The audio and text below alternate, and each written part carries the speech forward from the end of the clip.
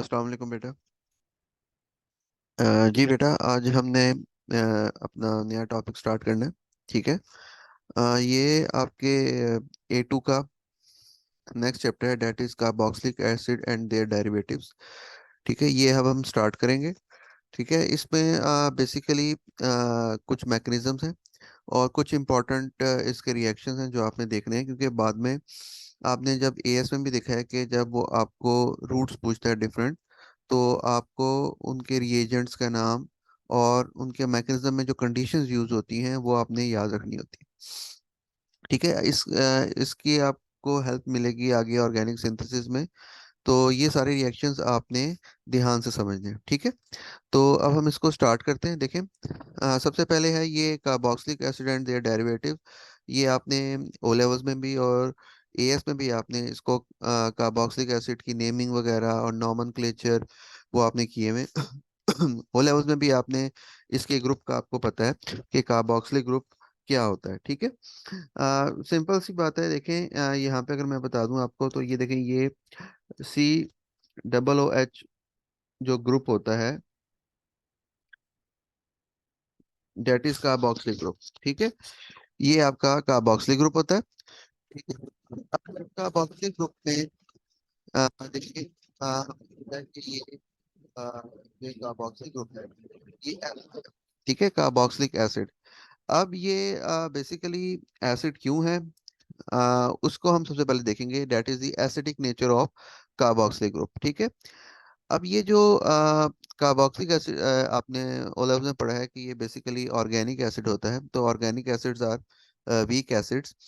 ठीक है, उसके सारे reaction weak acid partially ionize होता है, वो सारा हमने कर लिया हुआ है। ठीक है, तो अब इसके हम बेसिकली रिएक्शन की तरफ और इसकी एसिडिक नेचर की तरफ चलते हैं कि वो क्यों है। ठीक है, अब आपको स्क्रीन पे शो हो रहा होगा, ये जो कार्बोक्सिलिक एसिड है बेसिकली ये H पॉजिटिव जो पॉजिटिव आयन होता है, इसकी वजह से ये एसिडिक नेचर शो करता है। ठीक है ये वीक एसिड। आपको ये रिएक्शन नजर आ रहा होगा, ये कार्बोक्सिलिक एसिड का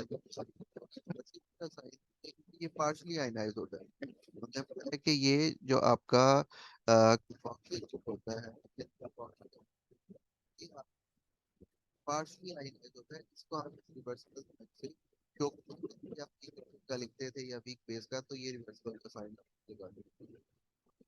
वैसे ही होता है। अब सेकेंडली आपको ये पता होना चाहिए कि एसिड्स आर प्रोटॉन डोनर। ये जो पॉजिटिव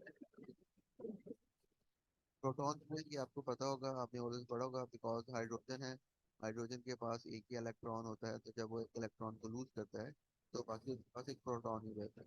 तो हम इस H पॉजिटिव को प्रोटॉन कहते हैं, ये आपको पता होगा। अब ये जो कार्बोक्सिलिक एसिड है, ये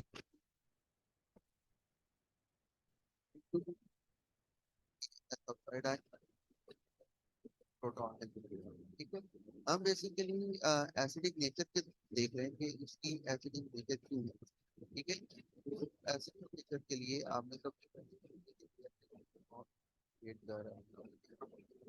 ये H पॉजिटिव से यहाँ पे आप हो रहा है कि ये सेकेंडली आप देखें, जो इम्पोर्टेंट चीज है जो आपने इस ए लेवल में आपने जो आपको पता होना चाहिए। देखें, ये जो आपके इस कार्बोक्सिल ग्रुप में ये C लगा हुआ है, ये इलेक्ट्रॉन विदड्रॉइंग ग्रुप है। इलेक्ट्रॉन विदड्रॉइंग ग्रुप क्या होता है, जो कि इलेक्ट्रॉन को विदड्रॉ करके रखता है। ठीक है, ये आपने हमने पहले पढ़ लिया हुआ है। देखें, एक होता है इलेक्ट्रॉन डोनेटिंग ग्रुप, जो सिंगल बॉन्ड वाले होते हैं वो इलेक्ट्रॉन डोनेटिंग ग्रुप होते हैं, और यहाँ पे डबल बॉन्ड आते हैं ये इलेक्ट्रॉन विदड्रॉइंग ग्रुप होते हैं। ठीक है, यानी कि इसका ये मतलब है कि ये जो इलेक्ट्रॉन है कार्बोक्सिलिक, ये क्या करेगा, ये इन इलेक्ट्रॉन्स को, जो ये यहाँ से ये जब बॉन्ड ये वीक करेगा। ठीक है, ये इस OH के बॉन्ड को वीक करेगा, बिकॉज ये इलेक्ट्रॉन को अपनी तरफ यहाँ पे विड्रॉ करके रखेगा। OH का बॉन्ड वीक होना शुरू हो जाएगा। तो जब ये OH का बॉन्ड वीक होगा, तो ये जब एट द एंड इससे ब्रेक ही होना है। ठीक है, और ब्रेक होके ये देखें H पॉजिटिव में, और ये OH जो ये इसमें आयनाइज में हो जाएगा। ठीक है, अब एक चीज इसमें और देखें कि ये negative charge, the OH bond is broken, the negative charge on oxygen becomes delocalized. अब ये delocalized क्यों हो रहा है, उसकी रीजन आप समझें, देखिए। ठीक है। अब ये जो नेगेटिव चार्ज इस ऑक्सीजन पे आएगा, ये नीचे आपको फिगर देखें, ये आपसे पूछा नहीं जाता। ये देखें, ये आपका,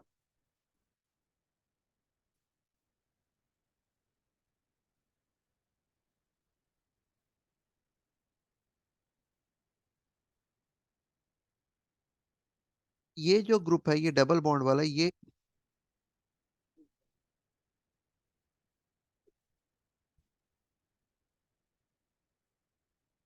डीलोकलाइज हो रहा है ना, आप देखें।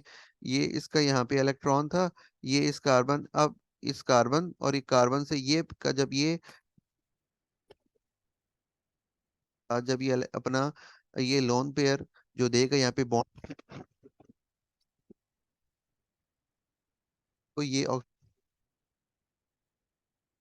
नेगेटिव चार्ज आ जाएगा। ठीक है। अब ये नेगेटिव चार्ज अनस्टेबल है।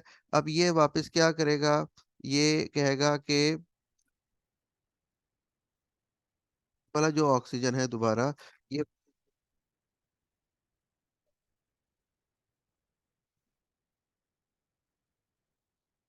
वाला, तो ये बेसिकली इस तरह ये स्टिल, यहाँ से ये आपका कार्बोक्सिलिक ग्रुप है।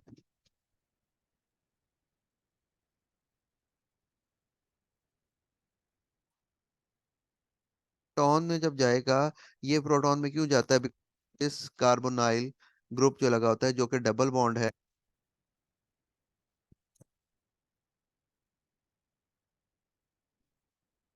ये आपने साथ साथ नोट करते जाना है चीजों को,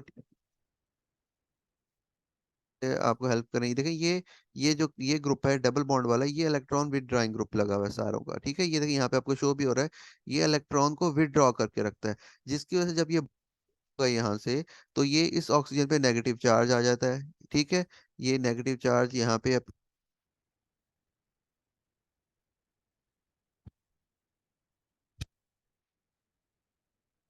हमने इससे पहले अल्कोहल्स में देखा था कि चार्ज एक तरफ, चार्ज डेंसिटी एक तरफ ऑक्सीजन की तरफ स्टिल रहती है, तो वो इजीली उसको क्या कर सकता है, प्रोटॉन को एक्सेप्ट कर सकता है। लेकिन इस केस में देखें, क्योंकि ये चार्ज डेंसिटी स्टिल नहीं है, ये ऑक्सीजन पे है, ऑक्सीजन ने फिर ये अंदर की तरफ और इसको ऊपर की तरफ ले जाता है, तो ये स्टिल नहीं रहता। ठीक है, तो स्टिल नहीं रहता, तो स्टिल ना रहने की वजह से ये इजीली, अब ये देखिए होगा क्या, आप देखिए नीचे लिखा हुआ है, negative charge is spread between the three atoms. कौन कौन से थ्री एटम्स, ये आप दोबारा देखें,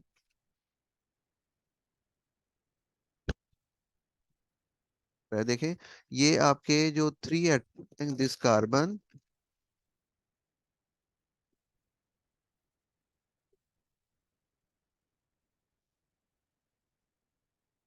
स्टिल नहीं रहता बल्कि घूमता रहता है।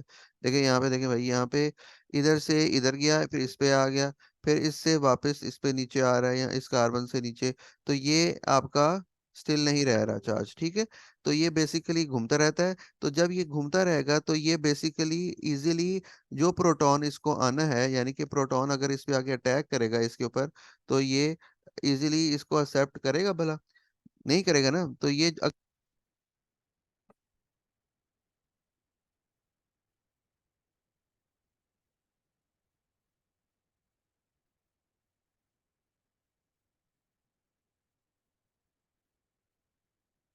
यहाँ पे हमने इसको इस सेंस में बताना है कि आप दोबारा देखें, आपने लिखा लिखना है कि आपसे अगर वो पूछा जाएगा कि acidic nature of carboxylic acid, तो आप क्या बताएंगे कि इट कंटेन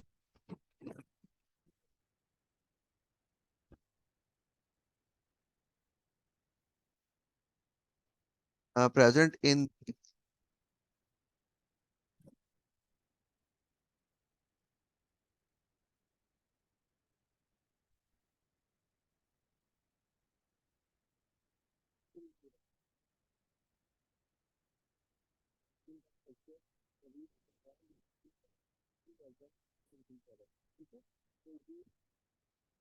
फिर प्रोटॉन को एक्सेप्ट नहीं कर सकता। प्रोटॉन आपने पढ़ा है पहले भी फिनोल्स के केस में, फिनोल में आपने देखा था, फिनोल की भी एसिडिक नेचर होती है। उसकी क्यों रीजन उसकी रीजन भी यही थी कि उसके अंदर भी जो चार्ज है वो एक तरफ स्टिल नहीं रहता, बल्कि वो उस बेंजीन के जैसे ये रिंग था, तो उस ये फैन ऑक्साइड हमने पढ़ा था, ये ओ वाला चार्ज होता था, ये स्टिल नहीं रहता।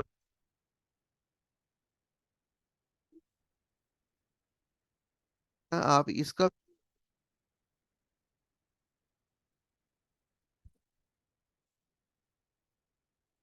ऑक्सीजन, तो उसकी वजह से ये रेडिली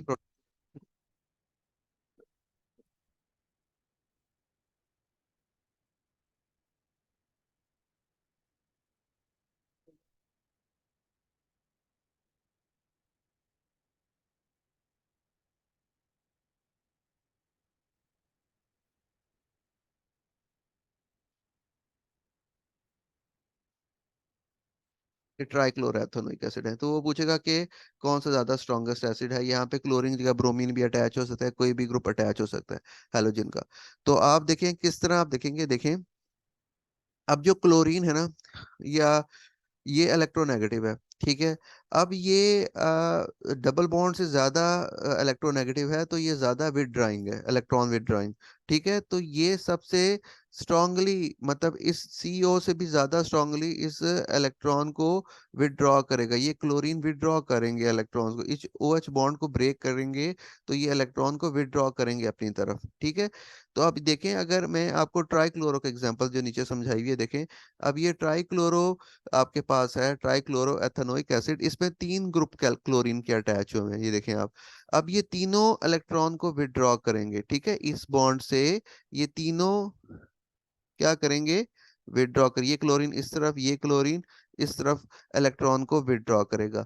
तो इस पे जो चार्ज डेंसिटी है वो एक तरफ आप रहेगी, चार्ज डेंसिटी यहाँ पे बढ़ेगी, ऑक्सीजन पे, या कम होगी? कम होगी ना, देखें, क्योंकि ऑक्सीजन के जो लोन पेयर है वो, उसको तो ये उसका जो इलेक्ट्रॉन है उसको तो ये अपनी तरफ विड्रॉ कर रहे हैं, क्लोरीन माइनस पार्शियल चार्ज, और ये ऑक्सीजन पे चार्ज है, ये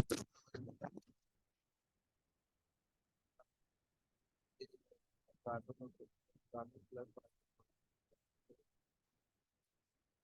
चार्ज डेवलप होगा और ये इलेक्ट्रॉन को विड्रॉ करेगा। जब ये इलेक्ट्रॉन को विड्रॉ करेंगे, तो उससे आपका देखें ये चार्ज ऑक्सीजन की तरफ कम होगा। ठीक है, इसको आप पॉजिटिव इंडक्टिव बोलते हैं, जो हमने एएसएफ करा था, तो ये वही चीज है। ठीक है, से ये सबसे कम रेडिली एक्सेप्ट करेगा दिस प्रोटॉन को, ये सबसे कम रेडिली एक्सेप्ट करेगा ट्राइक्लोरो। तो जितने ज्यादा क्लोरीन अटैच होंगे, उतना ही ज्यादा स्ट्रॉन्ग एसिड होगा। इसका मतलब है ये जो आपका ट्राइक्लोरो एथेनोइक एसिड है, ये वाला,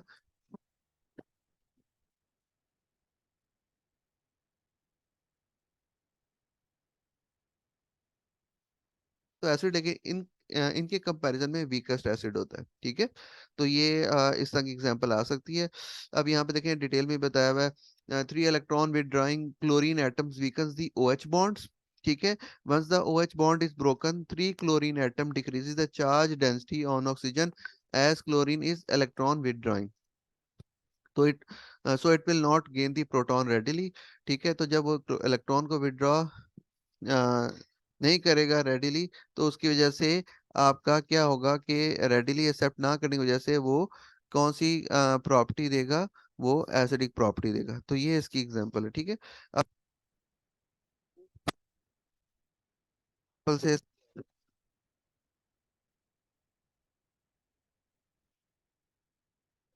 इसमें ये आयनाइज हो आपका एथेनोएट आयन बन रहा है, और ये देखें ये H पॉजिटिव आयन जनरेट हो रहा है। अब इस एथेनोइक एसिड में अगर आप ध्यान से देखें, तो यहाँ पे अल्काइल ग्रुप भी लगा हुआ है। ठीक है, ये चीज आपने समझनी है। ये जो आपका अल्काइल ग्रुप लगा हुआ है ना, ये अल्काइल ग्रुप, ये बेसिकली सिंगल बॉन्ड होते हैं, CH3 कार्बन के साथ 3 हाइड्रोजन अटैच होते हैं इस तरह। ठीक है, तो ये सिंगल बॉन्ड आपको पता है कि इलेक्ट्रॉन डोनेटिंग ग्रुप होता है। ठीक है, तो ये इलेक्ट्रॉन डोनेटिंग ग्रुप को ये क्या बता रहा है कि ये इलेक्ट्रॉन डोनेटिंग ग्रुप है, तो ये विड्रॉ नहीं करेंगे, बल्कि ये चार्ज डेंसिटी को एक तरफ लेके जाएंगे, ऑक्सीजन की तरफ। ठीक है, तो ये बेसिकली OH के बॉन्ड को स्ट्रेंथन करेंगे। ठीक है, अल्काइल ग्रुप जो सा है वो इलेक्ट्रॉन डोनेटिंग ग्रुप है, so it increases the charge density on oxygen atom, so it will gain proton readily, ठीक है। तो ये बेसिकली इसका भी इस वजह से ये आप दोनों तरीके से लिख सकते हैं कि जैसे हमने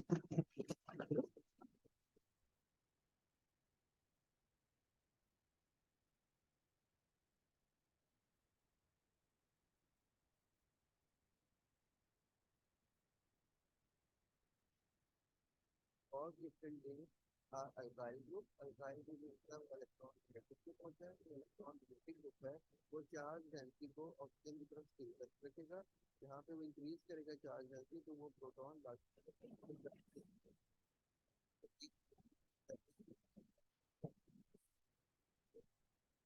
तो इसलिए भी अब इस बार यहाँ पे comparison that is between the carboxylic and ethanol, ये हमने पहले भी किया है, देखें फिनोल अल्कोहल्स के अंदर देखें ये बोल दिया हुआ है एथेनॉल ग्रुप है,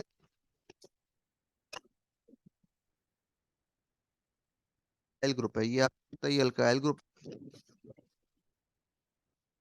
है, और यहाँ पे आपके पास ये कार्बोनाइल अटैच है, ठीक है। तो जब ये क्या करेगा, जब in case of bond breaking, यहाँ पे जब ये बॉन्ड अल्काइल ग्रुप है, चार्ज है एक तरफ, तो ये इलेक्ट्रॉन मिलेगा, ये कोई ना कोई भी कार्बोक्सिल ये चार्ज को उसके लिए करते बल्कि आपने पढ़ लिया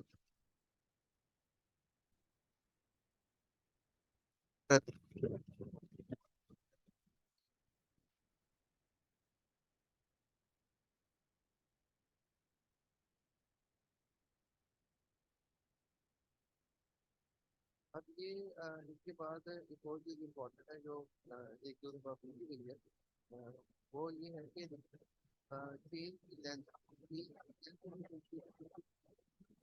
ठीक है, डिपेंड करती है, ये देखें यहाँ पे आपके पास दो कंपाउंड गिवन है, एक है ये देखें क्लोरो प्रोपानोइक एसिड एंड नोइक एसिड, अब इनका क्या डिफरेंस, प्रोपानोइक एसिड है इसमें और कितने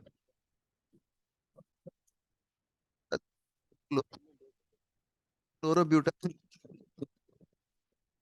कार्बन की चेन है, तो डिस्टेंस जितना ज्यादा होता जाएगा उतना ही वो वीक होता जाएगा, ठीक है, ये स्ट्रॉन्ग एसिड है और ये वीक एसिड है, ये भी आपने याद रखना है, ध्यान करना है, ठीक है।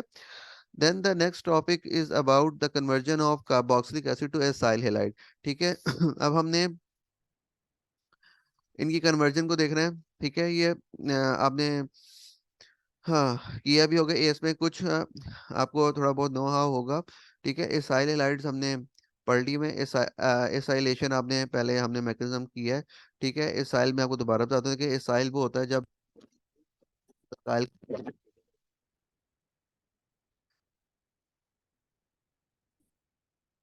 लेट्स सपोज CH3 की carbonyl group, it is called an acyl group, ठीक है। तो ये एसाइल एलाइड हमने बनाना होता है, हेलाइड कोई भी एल्डिहाइड attach करके जब करते हैं एसाइल हेलाइड, तो ये एसाइल हेलाइड है, ठीक है। अब हमने बनाना है कार्बोक्सिलिक एसिड से, कार्बोक्सिलिक एसिड और एसाइल हेलाइड का डिफरेंस ये है, देखें उसमें एसाइल हेलाइड में यहाँ पे ये लगा हुआ है, कार्बोक्सिलिक कोच लगा होता है, ठीक है। तो ये और इनकी नेमिंग आपको बताई गई है, देखें इस सारे लाइट्स को जो नाम देते हैं वो हम देते हैं, देखें ये इनकी स्पेशल क्लास है, तो जैसे हम बाकियों के एल्डिहाइड कीटोन्स कार्बोक्सिलिक के नाम डिफरेंट तरीकों से लेते हैं, इसी तरह इनको भी एसाइल हैलाइड जो से होते हैं इनका प्रॉपर नाम होता है, जैसे ये अब आपको मैंने पहले किया भाई, ये देखिए ये आपके पास होती है, और ये जो कार्बन होता है ये दोनों कार्बन चेंज हुई होती है, ये आपका बन गया इन,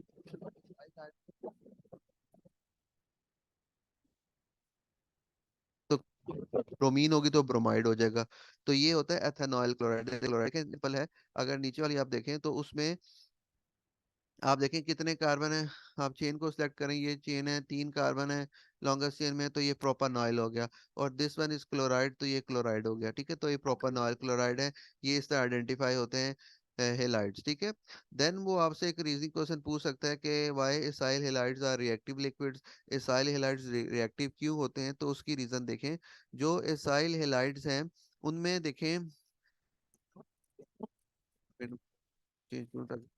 तो ये देखें, ये आपको क्लोरीन भी लगा हुआ है और ये ऑक्सीजन, ये दोनों आपके इलेक्ट्रॉन विदड्रॉइंग ग्रुप है। ये इलेक्ट्रॉन को ये ऊपर की तरफ कार्बन पे पार्शियल पॉजिटिव चार्ज डेवलप हो जाता है। इस कार्बन में पार्शियल पॉजिटिव चार्ज डेवलप होने की वजह से ये, तो इस पे कोई भी न्यूक्लियोफाइल इजीली अटैक कर सकता है। ठीक है, तो ये इसलिए इसको हम कहते हैं कि ये रिएक्टिव लिक्विड है as compared to that of आपका कार्बोक्सिलिक एसिड, क्योंकि उसमें वहां पे क्लोरीन अटैच नहीं है। तो इसमें क्योंकि एसाइल हैलाइड्स रिएक्टिव क्यों होते हैं वो पूछता है में, तो वो ये आपने रीजन ये बतानी है, बिकॉज यहाँ पे दो विड्राइंग ग्रुप लगे हुए हैं, जिसकी वजह से जो हाईली इलेक्ट्रोनेगेटिव लगे हुआ है क्लोरीन और ऑक्सीजन, ये दोनों जो इलेक्ट्रॉन विदड्राइंग ग्रुप है, तो ये इलेक्ट्रॉन को ड्रॉन करके रखते हैं, ठीक है, अवे फ्रॉम द कार्बन, जिसकी वजह से कार्बन पे पार्शियल पॉजिटिव चार्ज डेवलप हो जाता है। ये सारी डिटेल यहाँ पे मेंशन भी है वैसे, ठीक है, अगर आप ये नोट करना चाहें तो ये आप नोट कर लें, ये रीजनिंग क्वेश्चन में आपने यही लिखनी है डिटेल। ठीक है, ये इलेक्ट्रोफिलिक बना देता है इसको ज्यादा, ठीक है। अच्छा, तो अब हम अपने टॉपिक पे आते हैं। देखें, वो हमने बेसिकली हमारा टॉपिक ये था कि हमने एसाइल हैलाइड्स बनाने थे फ्रॉम कार्बोक्सिलिक एसिड। तो ये आपने इसके आपके तीन मेथड्स हैं, ये आपने याद रखने हैं, बिकॉज ये जब आप फर्दर कन्वर्जन करेंगे या आप वो रूट्स आपको जब आती हैं डिफरेंट, आप ऑर्गेनिक सिंथेसिस में भी हेल्प करेंगी। तो ये आपने इनके रिएजेंट्स, इनकी कंडीशंस आपने कुछ पास पेपर्स किए होंगे, तो आपको वहाँ पे ये चीज़ें याद रखनी होती हैं। एएस का कॉन्सेप्ट भी आपको आपको याद हो, एएस वाली चीजें भी, और ए टू की चीजें भी जो आपने कर ली वो आपको याद हो, ठीक है। फिर ही आपको वो इन क्वेश्चंस को सॉल्व कर सकते हैं। देखें, इसमें सबसे पहले जो चीज आपने याद रखनी है वो ये है कि इसके अंदर आपने तीन मेथड्स हैं, ठीक है। नंबर वन इज PCl5, और ये तो वही है, देखें, कार्बोक्सिलिक है, कार्बोक्सिलिक का सेकंड मेथड है, सिर्फ रिएजेंट्स चेंज हो रहे हैं। ठीक है, मैं आपको बताता हूँ, ये देखें, ये रिएजेंट नंबर वन है, डेट इज PCl5। इसका नाम पता है आपको, फास्फोरस पेंटाक्लोराइड, ये आपने एएस में भी यूज किया हुआ है, फास्फोरस पेंटाक्लोराइड। ठीक है, ये रूम टेम्परेचर पे होता है। Then second one is SOCl2, ये भी आपने सुना है, सल्फर डाइक्लोराइड ऑक्साइड, ठीक है, ये भी, ये सेकंड है। ठीक है, अब पहले मैं आपको बताता हूँ कि फर्स्ट मेथड में क्या हो रहा है। जब भी आप ये किसी भी कार्बोक्सिलिक एसिड को PCl5 के साथ रिएक्ट करवाते हैं, तो this carbon, wait a minute, ये क्लोरीन एंड इस हाइड्रोजन, ये मिलके इन्होंने बना लेना है आपका, देखिए, ये HCl। ठीक है, बाकी जो आपका ये यहाँ पे अटैच है CH3COO, और ये इसके साथ आपके इसमें से क्लोरीन आके अटैच हो जाना है यहाँ पे, तो ये आपका बन जाएगा एथेनॉयल क्लोराइड, डेट इज एथेनॉयल क्लोराइड, ये एथेनॉयल क्लोराइड बन गया। अब ये एथेनॉयल क्लोराइड के अंदर देखें, बाकी जो चीज रहेगी, डेट मिसिंग था ये O, और ये बाकी PCl3 मिलके POCl3 बना लेते हैं। तो ये बेसिकली आपने इनके प्रोडक्ट्स को याद करना है, ठीक है। इसमें देखें, जो ऑर्गेनिक प्रोडक्ट है वो आपकी ये एथेनॉल क्लोराइड है। बाकी जो ये आपके आ रहे हैं HCl, POCl3, ये आपके इनऑर्गेनिक प्रोडक्ट होते हैं। वो भी, ये भी आपने देखा होगा कुछ क्वेश्चंस में, वो पूछता है कि ऑर्गेनिक और इनऑर्गेनिक प्रोडक्ट। तो इसमें ऑर्गेनिक प्रोडक्ट है ये ethanol chloride, and this HCl and POCl3 are the inorganic product, ठीक है। तो ये आपके इस तरह सेकंड पे आए, देखें, सेकंड पे आपका वही एथेनोइक एसिड है और साथ SOCl2 है। अब SOCl2 और इसको देखें, इसको कैसे करना है, ये भी आपको क्लियर हो रहा होगा। देखें, अ, ये इधर से जो आपका HCl बनना है वो इस HCl बना लिया आपका, ठीक है, ये HCl आपका ये बन गया। ये O मिलके जो आपके हैं ये SO2 बनाएंगे, और ये, सॉरी, ये S नहीं, बल्कि यहाँ पे ये जो से ये SO2 है, ये बैलेंसिंग करके ये SO2 ही बनना है, ये वाला। और बाकी जो आपका ये वाला जो अब पूरा प्रोडक्ट है, इसने और Cl ने यहाँ से अटैच होके बना लेना है एथेनॉयल क्लोराइड, ठीक है। तो ये एथेनॉयल क्लोराइड बन जाएगा ऐसे। तो ये इसमें देखें, ऑर्गेनिक प्रोडक्ट आपका वही है, लेकिन आपके इनऑर्गेनिक प्रोडक्ट इसमें चेंज है। ठीक है, तो इनऑर्गेनिक प्रोडक्ट आपने याद रखने हैं कि PCl5 के केस में आपके HCl और POCl3 बनता है।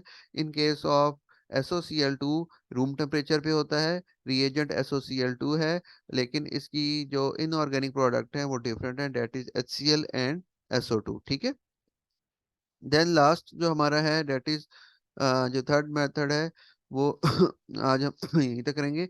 ये हमारा है आपका PCl3। ठीक है, PCl5 और PCl3 दो अलग आपके हैं कंपाउंड्स हैं। देखिए इसमें आप इसमें अगर आप आपको वो स्पेसिफाई नहीं करता, यानी कि आपको वो सिर्फ आपसे कहता है कि इसमें कन्वर्ट करना है कार्बोक्सिलिक एसिड को एसाइल हैलाइड में, तो आप इनमें से कुछ भी लिख सकते हैं, SOCl2, PCl3, PCl5। लेकिन अगर उसने स्पेसिफाई कर दी है तो आपको फिर वही लिखना पड़ेगा। ठीक है, और उसके प्रोडक्ट्स आपको याद होने चाहिए, ये चीज़ आपने इसमें से सिर्फ याद रखनी होती है। ठीक है, अब ये जो मेथड है इसमें देखें ये 3 मोल्स दिए गए हैं, 1 2 3। ये basically that is for balancing, ये बैलेंस करने के बाद हम लिखते हैं। ठीक है, तो ये यहाँ पे 3 मोल्स बनते हैं इसके एथेनॉल क्लोराइड के। अब देखें इसमें डिफरेंस क्या है इसमें और PCl5 में। PCl5 में आपकी प्रोडक्ट डिफरेंट थी, इसमें ये P और ये सारा OH मिलके H3PO3 बना रही है। देखें H3PO3 बन रहा है। ठीक है, और बाकी ये 3 मोल्स ये और ये जो Cl है, 3 Cl हैं, ये मिलके आपका ये बना रहे हैं एथेनॉल क्लोराइड, 3 मोल्स। तो ये सिंपल सा 3 रिएक्शन है। ठीक है, ये पहला ये था कि आपने PCl5 को यूज करना है, सेकंड वन इज कि आप SO2 को यूज करें, और SOCl2, and the third one is PCl3। ठीक है, और तीनों की ऑर्गेनिक प्रोडक्ट तो वही है, सेम है। ठीक है, एथेनॉल क्लोराइड ही बनेगा। इनके रिएजेंट्स डिफरेंट है और इनकी इनऑर्गेनिक प्रोडक्ट्स हैं वो डिफरेंट है जो आपसे पूछी जाती है। ठीक है बेटा, तो कोई क्वेश्चन हो तो पूछ लें। तो आज हम यहीं तक करते हैं। ठीक है, कल हम फिर अगला हमारा अगला जो टॉपिक है जो हमने हाइड्रोलिसिस करनी है एसाइल हैलाइड्स की, वो स्टार्ट करेंगे। इसमें किसी को इश्यू हो हाँ तो पूछ ले, मैं आपको देखो दोबारा जल्दी से गो थ्रू करवा देता हूँ। ठीक है, इसमें क्या है, वेट करें 1 मिनट में आपको बताता हूँ। शुरू से हम एक बार समरी इसकी ये है, देखें हमने कार्बोक्सिलिक एसिड स्टार्ट किया है एंड डेरिवेटिव्स ने, आज हमारा जो टॉपिक है इसमें सबसे पहले आपने कार्बोक्सिलिक एसिड की एसिडिक नेचर को बताना है।